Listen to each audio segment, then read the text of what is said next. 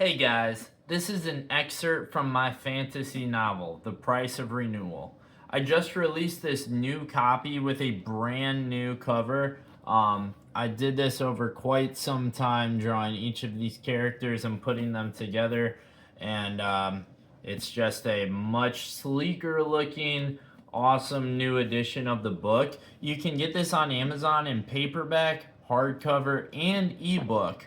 But if the price is too high for anyone and you'd still like to get your hands on the book, I also just released a brand new mass market paperback edition, which is about 4.5 by 7 inches, so quite a bit smaller than this one. And that one is going for only $10. So go ahead and pick up your copy today over on Amazon. I'll put the link in the description. And let's go ahead and get on with this excerpt. The Price of Renewal by Austin Buffington. Chapter 4. The streets of Stonereach Market bustled with the rambunctious commotion of vendors hawking their wares. Merchant stalls lined the cobblestone road, selling everything from fresh fruits to clothing to blades of steel. Naya weaved her way nimbly through the crowd, a shadow among the chaos, her sharp eyes scanning for the perfect target for her sticky fingers. Continuing through the jumbled mess of townsfolk, she caught a whiff of freshly baked bread. The warm, malty scent tugged at her nostrils and pulled her towards a sizable baker's stand with a variety of crusty golden loaves. Her stomach roared its demand as she watched the baker, a heavy-set man with stains of sweat decorating his tunic, lean forward over the counter to speak with a customer. Starved for over a day, Naya's opportunity was clear. Recognizing her small window to act, she slipped between two women who were gawking at a collection of jewelry just beside the bread cart and crouched behind it. She kept a close watch on the baker, her heart skipping slightly every time he shifted his stance. The man was clearly invested in his conversation and did not appear to have awareness for anything else. With one agile hand, she reached up and grabbed hold of one of the rough, grainy loaves. Her plunder seized, she scanned her surroundings, noting that the coast was clear, then withdrew from the scene into the alley behind, unnoticed. Easy as ever, Naya thought to herself with a spark of triumph. The fat bastard didn't have the slightest clue. She took a liberal bite from her satiating score, then unbuckled her tattered leather satchel and slid it inside to save for later. With her hands free, she grabbed hold of two bricks jutting from the side of one of the buildings that connected the alley and clambered her way up to the tiled roof above. Naya sat her bottom to the hot slate tile of the roof, protected from a nasty burn only by the canvas of her trousers. Despite her disrespectful thoughts against the unsuspecting bread vendor, she did not feel good about her little heist. After countless bouts of desperation, Naya had begun to excel at getting what she needed. As a servant of her ever-demanding stomach, that meant by any means necessary. From her perch high above, Naya observed the victim of her theft as he exchanged his goods for copper coins with a stream of customers. With each transaction came a smiling patron and a brief conversation. It was clear that the man was well liked and brought joy to many. Seemingly satisfied, Naya's gut now ached with a different pain. The hunger had been replaced with a ping of regret. It always happened this way. An onslaught of conflicting emotions after every meal. No longer being able to stomach her guilt, she stood back up and walked along the roof. Her heavily trafficked boots clomped as she gazed up at the clear sapphire sky. It was a beautiful day, the sun shining resplendent with not a single visible cloud. She relished the heat on her face, emanating from the great star, then picked up her pace as she approached the roof's edge. After a swift squat, she pushed off the overhang and soared through the air, her braided hair trailing behind her. Naya landed with an elegant roll, then was back on her feet, sprinting down the top of a second building. She continued on, pouncing from rooftop to rooftop, letting the exhilaration of each jump wash away her guilt for a fleeting moment. She needed to put distance between herself and the baker, who unknowingly bore the brunt of her desperation. Navigating the skyline had become second nature to her, as it was the most effective way to avoid unnecessary attention. Most people's eyes were kept with ignorant focus to their affairs on the ground. Naya had been traversing Stonereach this way for more years than she could count on her 9 fingers. Her right pinky was lobbed off by an angry merchant as punishment for a failed robbery. As she approached a familiar intersection, Naya slid to a screeching halt. She spotted the narrow alley below that led to her refuge. At the end of the alley was a small, unmarked doorway, where the door had been replaced by a few haphazardly placed wooden boards. She lowered herself down, hanging from the lip of the roof, then dropped the rest of the way. Shockwaves climbed from the soles of her feet up to her thighs as she landed in a deep squat. Home at last, the woman of 24 years rejoiced, making her way to the boarded opening that was nestled between 2 weathered walls. She crouched down and crawled her way under the bottom board, greeted by the damp, mildewy aroma of the abandoned flat. The small dark room that Naya called home was a cluttered mess of various odds and ends she had obtained over the years. The room was a quiet, peaceful retreat from the boisterous streets of Stonereach, with only the distant murmur of the city being audible. Today, however, she could hear a quiet, high-pitched squeaking present in the room with her. Naya turned toward a table that had been pushed against one of the 4 walls and lit a candle. With the room now cast in an orange hue, she could see the intruder, a small, furry mouse that had made itself comfortable on the loose straw Naya used as a bed. "Shoo! That is not yours!" she shrieked while kicking her foot at the rodent, overcome with a rush of irritation. The mouse scurried out the door and into the alley. With her privacy restored, Naya dropped her satchel with a thump and slumped down onto the pile of straw. She reached over to her right, grabbing hold of an ornately decorated hand mirror that she had once picked from the pocket of an elegantly dressed dame. The jewels that studded the back and sides of the mirror felt soothing against the 4 remaining fingers of her right hand. Naya locked eyes with the reflection. Her beauty was obvious even to her, despite her rough and messy appearance. Every time she saw her reflection, she could nearly imagine herself being dolled up and adorned in a beautiful dress at a luxurious banquet. Noticing a small cut on her cheek, Naya reached up and caressed it, wincing at the subtle pain that called out. She must have received the wound during her latest outing, but couldn't remember when or how. This was a common occurrence throughout her ventures, and her body had the marks to prove it. This would be just another addition to her collection. The scars of battle, Naya thought, almost pleased with what she considered to be a badge of honor. Making peace with what would be the latest addition to her gang of scrapes and scars, she set the mirror aside and grabbed hold of a small rug that lay next to her makeshift bed. Curling it into a roll revealed a tiny hole in the wooden flooring. She inserted her arm into the hole up to just above her wrist and grabbed hold of a small wooden carving.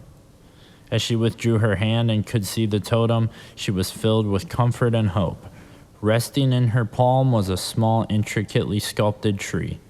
"Just you and me once again," Naya thought, her eyes filled with adoration. As she cradled the totem, her head was flooded with the memory of obtaining it. Only a couple of years prior, Naya had been roaming the streets one night when her attention was drawn to a thin man dressed in a ridiculous drapey white robe.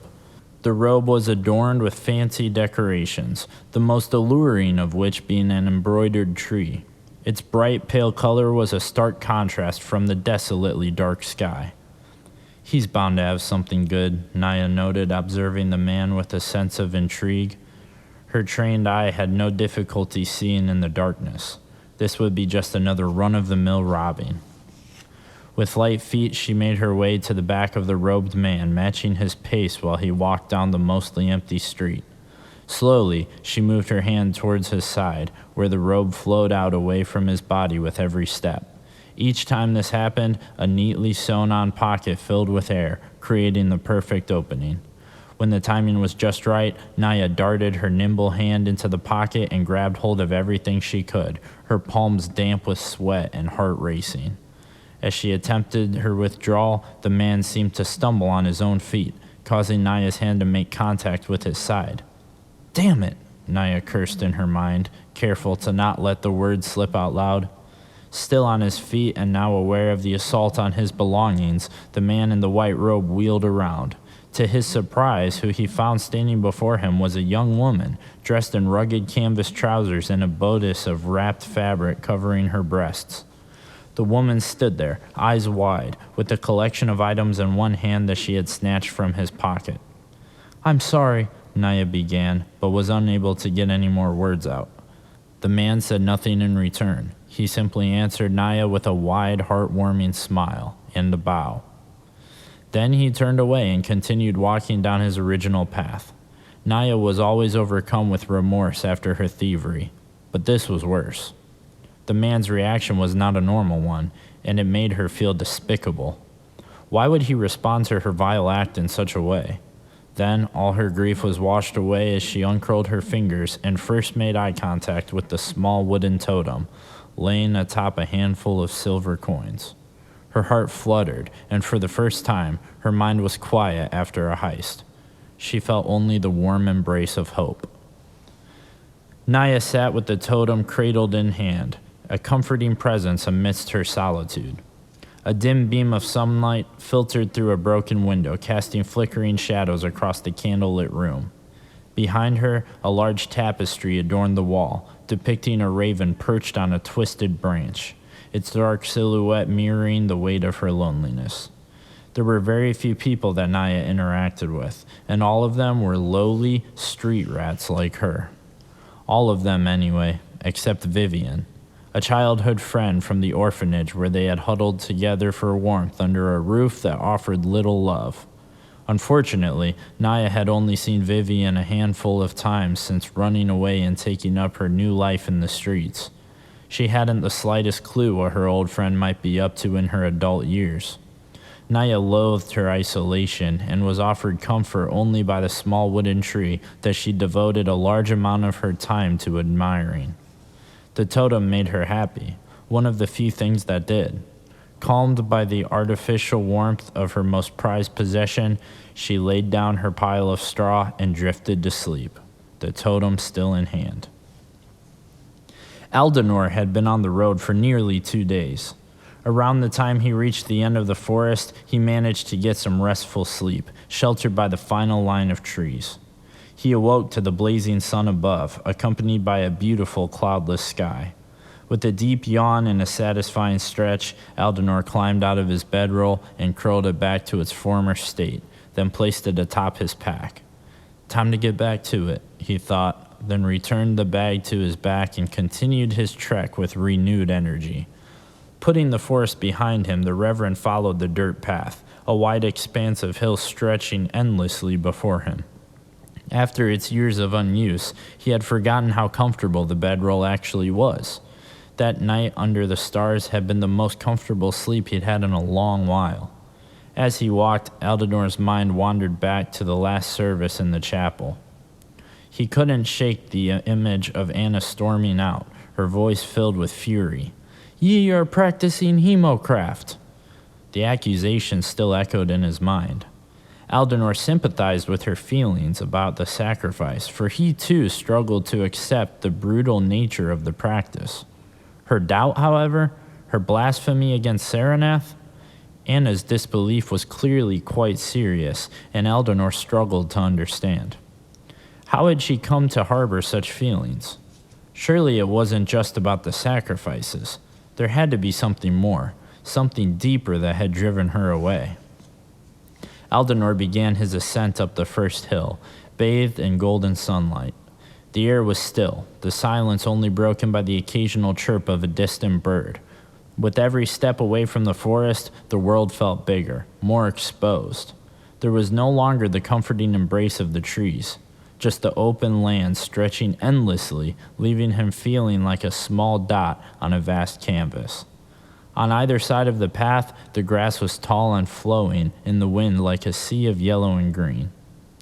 Every mile or so, it seemed, Aldenor's knapsack would slide slightly down his shoulders, and he would have to jerk it back into position.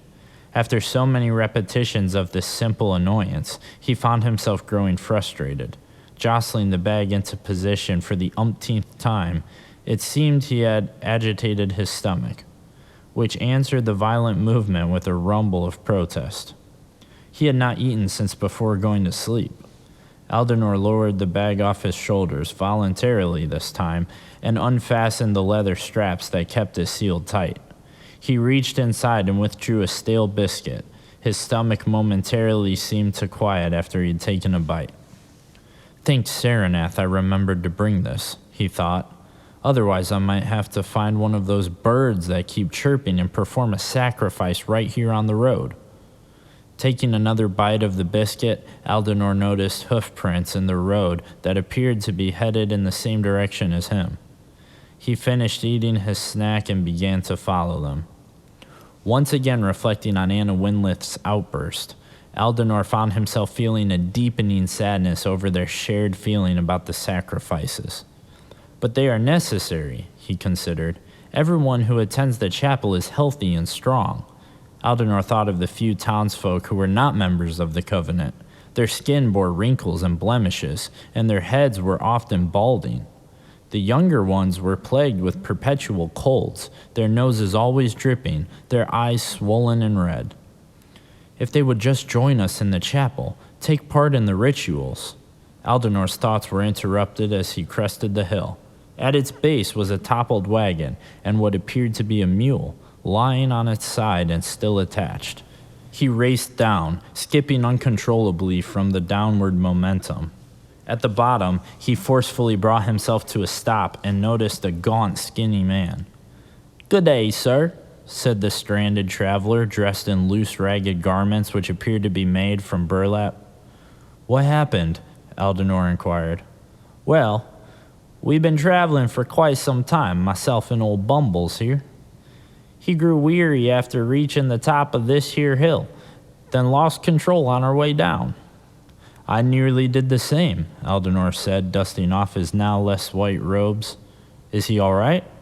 The mule lay with his head shrouded by the grass and did not move. "No," the traveler replied. "I believe he's dead." "Oh dear," said Aldenor as he unshouldered his bag and reached inside. "I am terribly sorry. I'm in a bit of a hurry, but here's some coin for your troubles." Aldenor pulled a small leather pouch out of his travel bag and dumped a couple silver coins into his palm. "Where are you headed?" the traveler asked, briskly snatching the coins from Aldenor's hand. "Stonereach. But that's not where my journey ends. I'm just stopping there to find transportation." "Stonereach, eh?" The traveler narrowed his eyes and glared at the embroidered tree on Aldenor's chest. "I'd be careful going there wearing them robes." "My robe?" Aldenor asked, slightly startled. "But why? I am a priest of the Covenant of Renewal. This is my proper attire." "It be not proper in Stonereach. They don't take too kindly to that old cult in the capital." Aldenor was taken back. He knew the Covenant's following had been diminishing, but this traveler spoke of Aldenor's sacred religion almost with prejudice. "I am on business at the command of Lord Saranath himself. I'm certain he'll see to it that my task is complete." "Aye, be it so," the traveler returned with an eye roll. With the traveler's words under his skin, Aldenor continued down his path. Surely what the man said couldn't be right. Last Aldenor knew, the Covenant even had a chapel in Stonereach. Reverend Eldrick had gone on mission there to help testify to the locals. Unwilling to spend any more mental energy on it, he attempted to silence his thoughts by softly singing an old tune that he'd learned at the High Chapel, the Ode to Saranath. "O Saranath, in shadows bright, eternal guardian, grant us light. In covenant our lives we share. Through ancient prayers we find you there. With sacrifice we bow and yield. Your strength bestowed, our wounds you heal. In bounteous grace our vigor grows. Through verdant fields your promise flows." Aldenor sang. Aldenor walked, and he continued that way for many miles, needing a break from his racing mind. While reciting the lyrics to the various hymns of the Covenant, he reached into the pocket of his robe and extracted the impressively drawn map that Lyra Windlith had made for him. If the map was correct, he didn't have long before he'd begin to see the citadel. Reaching the top of another hill, Aldenor could clearly see the towering behemoth of the mountain called Aether Peak. In its massive splendor, Aether Peak pierced the heavens. A clear separation was identifiable between the blue sky and the dark clouds that dressed the mountain's peak. Finally, after carefully making his way down the descending slope of the hill, Aldenor was able to make out the shape of the citadel. He took one more short break to gobble down another biscuit, then continued moving, determined to finish to the final stretch. A humble priest sent on a mission by his god. A lonely thief trying to find her way in the world. A wizard's apprentice on a quest for liberation. Follow Aldenor, Naya, and Anna as they venture through Erdania and uncover the hidden truth of the Covenant of Renewal, a dying religion with a gray morality. Read the hit book, The Price of Renewal, by Austin Buffington, available on Amazon.